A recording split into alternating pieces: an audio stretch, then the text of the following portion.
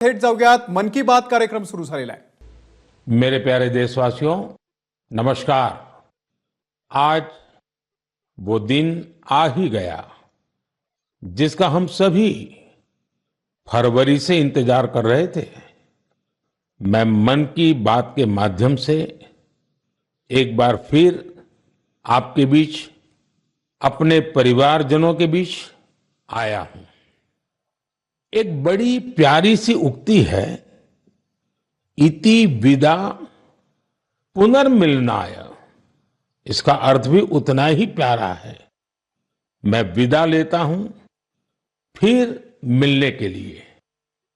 इसी भाव से मैंने फरवरी में आपसे कहा था कि चुनाव नतीजों के बाद फिर मिलूंगा, और आज मन की बात के साथ मैं आपके बीच फिर हाजिर हूं। उम्मीद है आप सब अच्छे होंगे, घर में सबका स्वास्थ्य अच्छा होगा। और अब तो मानसून भी आ गया है, और जब मानसून आता है तो मन भी आनंदित हो जाता है। आज से फिर एक बार हम मन की बात में ऐसे देशवासियों की चर्चा करेंगे जो अपने कामों से समाज में, देश में बदलाव ला रहे हैं। हम चर्चा करेंगे हमारी समृद्ध संस्कृति की, गौरवशाली इतिहास की और विकसित भारत के प्रयास की। साथियों, फरवरी से लेकर अब तक जब भी महीने का आखिरी रविवार आने को होता था, तब मुझे आपसे इस संवाद की बहुत कमी महसूस होती थी। लेकिन मुझे ये देखकर बहुत अच्छा भी लगा कि इन महीनों में आप लोगों ने मुझे लाखों संदेश भेजे। मन की बात रेडियो प्रोग्राम भले ही कुछ महीने बंद रहा हो, लेकिन मन की बात का जो स्पिरिट है, देश में, समाज में हर दिन अच्छे काम, निस्वार्थ भावना से किए गए काम, समाज पर पॉजिटिव असर डालने वाले काम निरंतर चलते रहे। चुनाव की खबरों के बीच निश्चित रूप से मन को छू जाने वाली ऐसी खबरों पर आपका ध्यान गया होगा। साथियों, मैं आज देशवासियों को धन्यवाद भी करता हूं कि उन्होंने हमारे संविधान और देश की लोकतांत्रिक व्यवस्थाओं पर अपना अटूट विश्वास दोहराया है। 24 का चुनाव दुनिया का सबसे बड़ा चुनाव था। दुनिया के किसी भी देश में इतना बड़ा चुनाव कभी नहीं हुआ, जिसमें 65 करोड़ लोगों ने वोट डाले हैं। मैं चुनाव आयोग और मतदान की प्रक्रिया से जुड़े हर व्यक्ति को इसके लिए बधाई देता हूं। मेरे प्यारे देशवासियों, आज 30 जून का यह दिन बहुत ही महत्वपूर्ण है। इस दिन को हमारे आदिवासी भाई बहन हूल दिवस के रूप में मनाते हैं। यह दिन वीर सिद्धो कान्हू के अदम्य साहस से जुड़ा है, जिन्होंने विदेशी शासकों के अत्याचार का पुरजोर विरोध किया था। वीर सिद्धो कान्हू ने हजारों संथाली साथियों को एकजुट करके अंग्रेजों का जी जान से मुकाबला किया। और जानते हैं ये कब हुआ था? ये हुआ था 1855 में। यानी ये 1857 में भारत के प्रथम स्वतंत्रता संग्राम से भी 2 साल पहले हुआ था। तब झारखंड के संथाल परगना में हमारे आदिवासी भाई बहनों ने विदेशी शासकों के खिलाफ हथियार उठा लिया था। हमारे संथाली भाई बहनों पर अंग्रेजों ने बहुत सारे अत्याचार किए थे। उन पर कई तरह के प्रतिबंध भी लगा दिए थे। इस संघर्ष में अद्भुत वीरता दिखाते हुए वीर सिद्धो और कान्हू शहीद हो गए। झारखंड की भूमि के इन अमर सपूतों का बलिदान आज भी देशवासियों को प्रेरित करता है।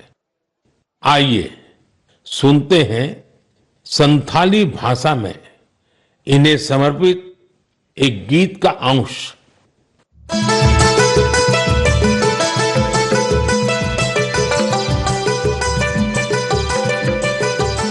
सीधा कनु बोल बुया मनावे 29 जन जहाँ दिसमरिया मरंग हुंदो संतल हुलका संतल हुंदो आंदोड़ लेना इंग्रे कानून भंगोड़ लेना जुमे बंजो एसपीटी अकेला गोईना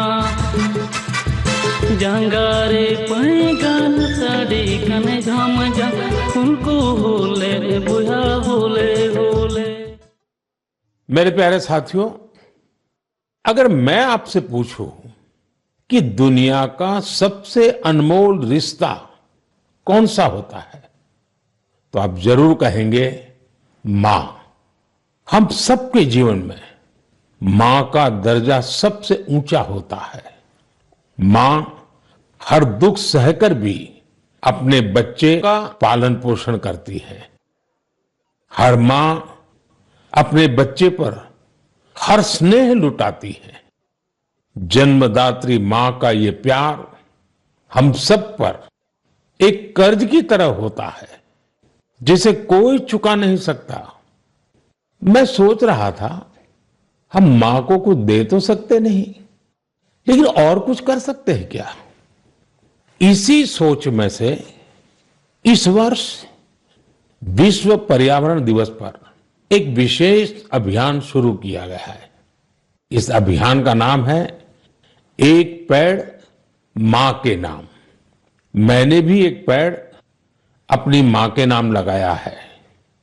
मैंने सभी देशवासियों से, दुनिया के सभी देशों के लोगों से ये अपील की है कि अपनी मां के साथ मिलकर या उनके नाम पर एक पेड़ जरूर लगाएं। और मुझे ये देखकर बहुत खुशी है कि मां की स्मृति में या उनके सम्मान में पेड़ लगाने का अभियान तेजी से आगे बढ़ रहा है। लोग अपनी मां के साथ या फिर उनकी फोटो के साथ पेड़ लगाने की तस्वीरों को सोशल मीडिया पर साझा कर रहे हैं। हर कोई अपनी मां के लिए पेड़ लगा रहा है, चाहे वो अमीर हो या गरीब, चाहे वो कामकाजी महिला हो या गृहिणी। इस अभियान ने सबको मां के प्रति अपना स्नेह जताने का समान अवसर दिया है। वो अपनी तस्वीरों को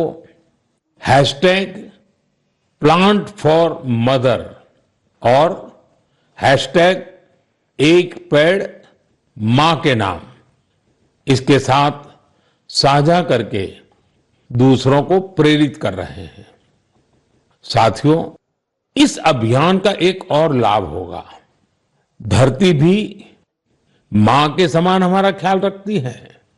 धरती मां ही हम सबके जीवन का आधार है। इसलिए हमारा भी कर्तव्य है कि हम धरती मां का भी ख्याल रखें। मां के नाम पेड़ लगाने के अभियान से अपनी मां का सम्मान तो होगा ही होगा, धरती मां की भी रक्षा होगी। पिछले एक दशक में भारत में सबके प्रयास से वन क्षेत्र का अभूतपूर्व विस्तार हुआ है। अमृत महोत्सव के दौरान देश भर में 60,000 से ज्यादा अमृत सरोवर भी बनाए गए हैं। अब हमें ऐसे ही मां के नाम पर पेड़ लगाने के अभियान को गति देनी है। मेरे प्यारे देशवासियों, देश के अलग अलग हिस्सों में मानसून तेजी से अपना रंग बिखेर रहा है और बारिश के इस मौसम में सबके घर में जिस चीज की खोज शुरू हो गई है वो है छाता।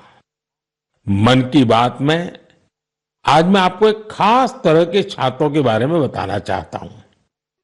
ये छाते तैयार होते हैं हमारे केरला में। वैसे तो केरला की संस्कृति में छातों का विशेष महत्व है। छाते वहां कई परंपराओं और विधि विधान का अहम हिस्सा होते हैं। लेकिन मैं जिस छाते की बात कर रहा हूं वो है कार्थुम्बी छाते, और इन्हें तैयार किया जाता है केरला के अट्टापडी में। ये रंग बिरंगे छाते बहुत शानदार होते हैं, और खासियत ये कि इन छातों को केरला की हमारी आदिवासी बहनें तैयार करती हैं। आज देश भर में इन छातों की मांग बढ़ रही है। इनकी ऑनलाइन बिक्री भी हो रही है। इन छातों को वट्टालक्की सहकारी कृषि सोसाइटी की देखरेख में बनाया जाता है। इस सोसाइटी का नेतृत्व हमारी नारी शक्ति के पास है। महिलाओं के नेतृत्व में अट्टापडी के आदिवासी समुदाय ने एंटरप्रेन्योरशिप की अद्भुत मिसाल पेश की है। इस सोसाइटी ने एक बैम्बू हैंडीक्राफ्ट यूनिट की भी स्थापना की है। अब ये लोग एक रिटेल आउटलेट और एक पारंपरिक कैफे खोलने की भी तैयारी में है। इनका मकसद सिर्फ अपने छाते और अन्य उत्पाद बेचना ही नहीं है, बल्कि ये अपनी परंपरा, अपनी संस्कृति से भी दुनिया को परिचित करा रहे हैं। आज कार्थुम्बी छाते केरला के एक छोटे से गांव से लेकर मल्टीनेशनल कंपनियों तक का सफर पूरा कर रहे हैं। लोकल के लिए वोकल होने का इससे बेहतरीन उदाहरण और क्या होगा। मेरे प्यारे देशवासियों, अगले महीने इस समय तक पेरिस ओलंपिक शुरू हो चुके होंगे। मुझे विश्वास है कि आप सब भी ओलंपिक खेलों में भारतीय खिलाड़ियों का उत्साह बढ़ाने का इंतजार कर रहे होंगे। मैं भारतीय दल को ओलंपिक खेलों की बहुत बहुत शुभकामनाएं देता हूं। हम सबके मन में टोक्यो ओलंपिक की यादें अब भी ताजा हैं। टोक्यो में हमारे खिलाड़ियों के प्रदर्शन ने हर भारतीय का दिल जीत लिया था। टोक्यो ओलंपिक के बाद से ही हमारे एथलीट्स पेरिस ओलंपिक की तैयारियों में जी जान से जुटे हुए थे। सभी खिलाड़ियों को मिला दे तो इन सब ने करीब 900 इंटरनेशनल कंपटीशन में हिस्सा लिया है। ये काफी बड़ी संख्या है।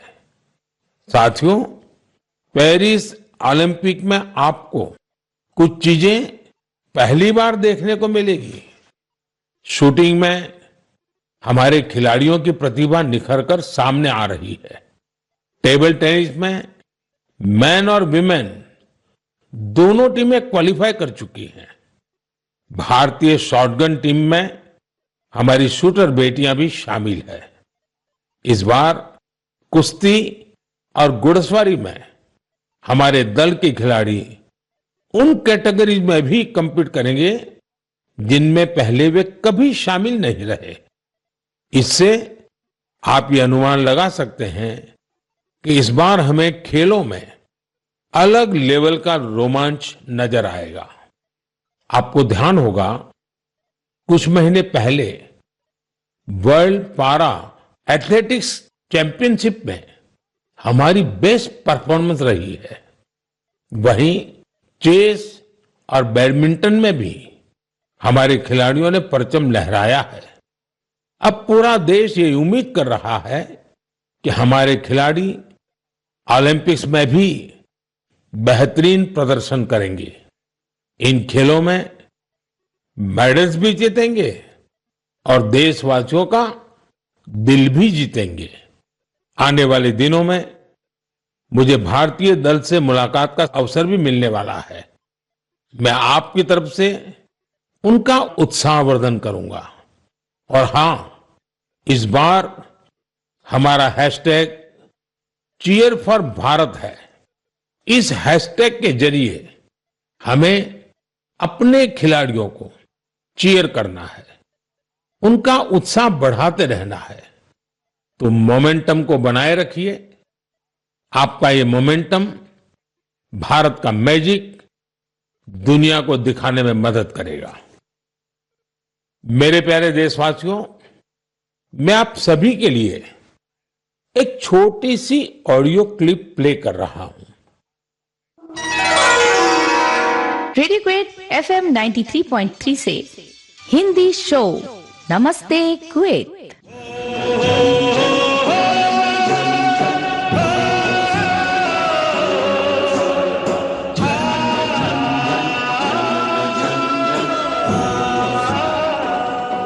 एक ऐसा कार्यक्रम जिसमें हम बात करेंगे कुवैत भारत संबंध के बारे में, कुवैत भारत संस्कृति के बारे में और उस रिश्ते के बारे में जो दोनों देशों को अलग अलग क्षेत्रों में जोड़ता है। इस रेडियो कार्यक्रम को सुनकर आप भी हैरत में पड़ गए ना? तो आइए आपको इसके पीछे की पूरी बात बताते हैं। दरअसल ये कुवैत रेडियो के एक प्रसारण की क्लिप है।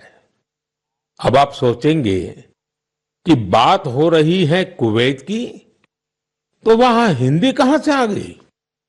दरअसल कुवैत सरकार ने अपने नेशनल रेडियो पर एक विशेष कार्यक्रम शुरू किया है और वो भी हिंदी में।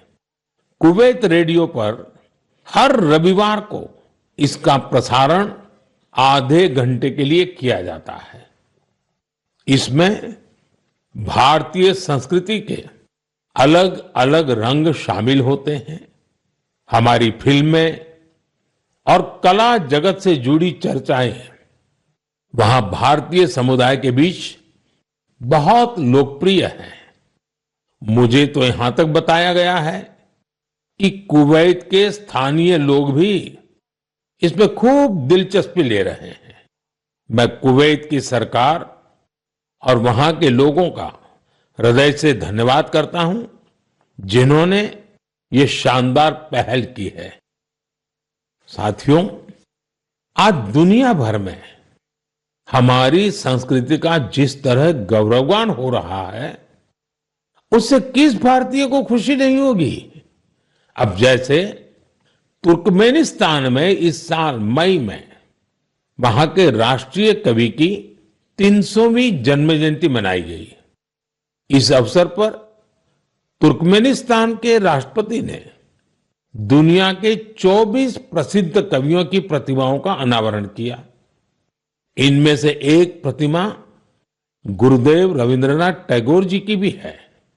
ये गुरुदेव का सम्मान है, भारत का सम्मान है। इसी तरह जून के महीने में 2 कैरेबियाई देश सूरीनाम और सेंट विंसेंट एंड द ग्रेनाडिस ने अपने इंडियन हेरिटेज को पूरे जोश और उत्साह के साथ सेलिब्रेट किया।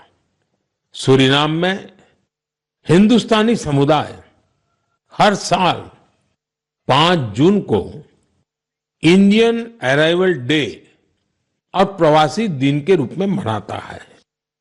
यहां तो हिंदी के साथ ही भोजपुरी भी खूब बोली जाती है। सेंट विंसेंट एंड द ग्रेनाडिस में रहने वाले हमारे भारतीय मूल के भाई बहनों की संख्या भी करीब 6000 है। उन सबको अपनी विरासत पर बहुत गर्व है। 1 जून को इन सब ने इंडियन अराइवल डे को जिस धूमधाम से मनाया, उससे उनकी ये भावना साफ झलकती है। दुनिया भर में भारतीय विरासत और संस्कृति का जब ऐसा विस्तार दिखता है, तो हर भारतीय को गर्व होता है। साथियों, इस महीने पूरी दुनिया ने 10वें योग दिवस को भरपूर उत्साह और उमंग के साथ मनाया है। मैं भी जम्मू कश्मीर के श्रीनगर में आयोजित योग कार्यक्रम में शामिल हुआ था। कश्मीर में युवाओं के साथ साथ बहनों बेटियों ने भी योग दिवस में बढ़ चढ़ करके हिस्सा लिया। जैसे जैसे योग दिवस का आयोजन आगे बढ़ रहा है, नए नए रिकॉर्ड्स बन रहे हैं। दुनिया भर में योग दिवस ने कई शानदार उपलब्धियां हासिल की हैं। सऊदी अरब में पहली बार एक महिला अल हनौफ साद जी ने कॉमन योगा प्रोटोकॉल को लीड किया। ये पहली बार है जब किसी सऊदी महिला ने किसी मेन योगा सेशन को इंस्ट्रक्ट किया हो। इजिप्ट में इस बार योग दिवस पर एक फोटो कंपटीशन का आयोजन किया गया। नील नदी के किनारे, रेड सी के बीचेज पर और पिरामिडों के सामने योग करते लाखों लोगों की तस्वीरें बहुत लोकप्रिय हुई। अपने मार्बल बुद्धा स्टैचू के लिए प्रसिद्ध म्यांमार का मारा विजया पैगोडा कॉम्प्लेक्स दुनिया में मशहूर है।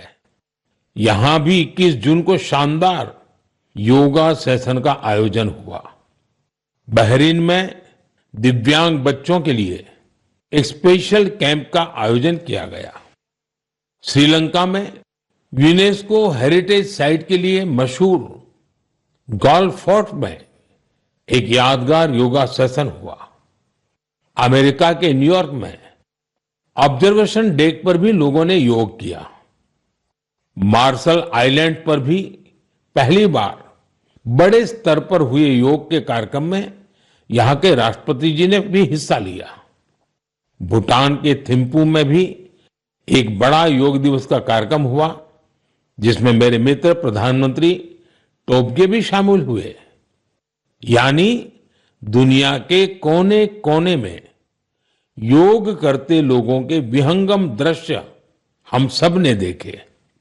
मैं योग दिवस में हिस्सा लेने वाले सभी साथियों का हृदय से आभार व्यक्त करता हूं। मेरा आपसे एक पुराना आग्रह भी रहा है। हमें योग को केवल एक दिन का अभ्यास नहीं बनाना है। आप नियमित रूप से योग करें। इससे आप अपने जीवन में सकारात्मक बदलावों को जरूर महसूस करेंगे। साथियों, भारत के कितने ही प्रोडक्ट्स हैं जिनकी दुनिया भर में बहुत डिमांड है, और जब हम भारत के किसी लोकल प्रोडक्ट को ग्लोबल होते देखते हैं तो गर्व से भर जाना स्वाभाविक है। ऐसा ही एक प्रोडक्ट है अराकू कॉफी। अराकू कॉफी आंध्र प्रदेश के अल्लूरी सीताराम राजू जिले में बड़ी मात्रा में पैदा होती है। ये अपने रिच फ्लेवर और अरोमा के लिए जानी जाती है। अराकू कॉफी की खेती से करीब 1.5 लाख आदिवासी परिवार जुड़े हुए हैं। अराकू कॉफी को नई ऊंचाई देने में गिरिजन कोऑपरेटिव की बहुत बड़ी भूमिका रही है। इसने यहां के किसान भाई बहनों को एक साथ लाने का काम किया और उन्हें अराकू कॉफी की खेती के लिए प्रोत्साहन दिया। इससे इन किसानों की कमाई भी बहुत बढ़ गई है। इसका बहुत लाभ कोंडा डोरा आदिवासी समुदाय को भी मिला है। कमाई के साथ साथ उन्हें सम्मान का जीवन भी मिल रहा है। मुझे याद है एक बार विशाखापत्तनम में आंध्र प्रदेश के मुख्यमंत्री चंद्रबाबू नायडू गारू के साथ मुझे इस कॉफी का स्वाद लेने का मौका मिला था। इसके टेस्ट की तो पूछिए ही मत, कमाल की होती है ये कॉफी। अराकू कॉफी को कई ग्लोबल अवार्ड्स मिले हैं। दिल्ली में हुई G20 समिट में भी कॉफी छाई हुई थी। आपको जब भी अवसर मिले आप भी अराकू कॉफी का आनंद जरूर लें। साथियों, लोकल प्रोडक्ट को ग्लोबल बनाने में हमारे जम्मू कश्मीर के लोग भी पीछे नहीं हैं। पिछले महीने जम्मू कश्मीर ने जो कर दिखाया है वो देश भर के लोगों के लिए भी एक मिसाल है। यहाँ के पुलवामा से स्नो पीज की पहली खेप लंदन भेजी गई। कुछ लोगों को ये आइडिया सूझा कि कश्मीर में उगने वाली एक्सोटिक वेजिटेबल्स को क्यों न दुनिया के नक्शे पर लाया जाए। बस फिर क्या था, चकुरा गांव के अब्दुल राशिद मीर जी इसके लिए सबसे पहले आगे आए। उन्होंने गांव के अन्य किसानों की जमीन को एक साथ मिलाकर स्नो पीज उगाने का काम शुरू किया और देखते ही देखते स्नो पीज कश्मीर से लंदन तक पहुंचने लगी। इस सफलता ने जम्मू कश्मीर के लोगों की समृद्धि के लिए नए द्वार खोले हैं। हमारे देश में ऐसे यूनिक प्रोडक्ट्स की कमी नहीं है। आप ऐसे प्रोडक्ट्स को #myproductmypride के साथ जरूर शेयर करें। मैं इस विषय पर आने वाले मन की बात में भी चर्चा करूंगा। मम प्रियाः देशवासिनः अद्य अहम किंचित चर्चा संस्कृत भाषायाम आरभे। आप सोच रहे होंगे कि मन की बात में अचानक संस्कृत में क्यों बोल रहा हूं। इसकी वजह है आज संस्कृत से जुड़ा एक खास अवसर। आज 30 जून को आकाशवाणी का संस्कृत बुलेटिन अपने प्रसारण के 50 साल पूरे कर रहा है। 50 वर्षों से लगातार इस बुलेटिन ने कितने ही लोगों को संस्कृत से जोड़े रखा है। मैं ऑल इंडिया रेडियो परिवार को बधाई देता हूं। साथियों, संस्कृत की प्राचीन भारतीय ज्ञान और विज्ञान की प्रगति में बड़ी भूमिका रही है। आज के समय की मांग है कि हम संस्कृत को सम्मान भी दें और उसे अपने दैनिक जीवन से भी जोड़ें। आजकल ऐसा ही एक प्रयास बेंगलुरु में कई और लोग कर रहे हैं। बेंगलुरु में एक पार्क है, कब्बन पार्क। इस पार्क में यहाँ के लोगों ने एक नई परंपरा शुरू की है। यहाँ हफ्ते में एक दिन हर रविवार बच्चे, युवा और बुजुर्ग आपस में संस्कृत में बात करते हैं।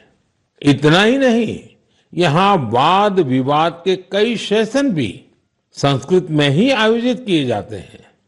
इनकी इस पहल का नाम है संस्कृत वीकेंड। इसकी शुरुआत एक वेबसाइट के जरिए समष्टि गुब्बी जी ने की है। कुछ दिनों पहले ही शुरू हुआ ये प्रयास बेंगलुरु वासियों के बीच देखते ही देखते काफी लोकप्रिय हो गया है।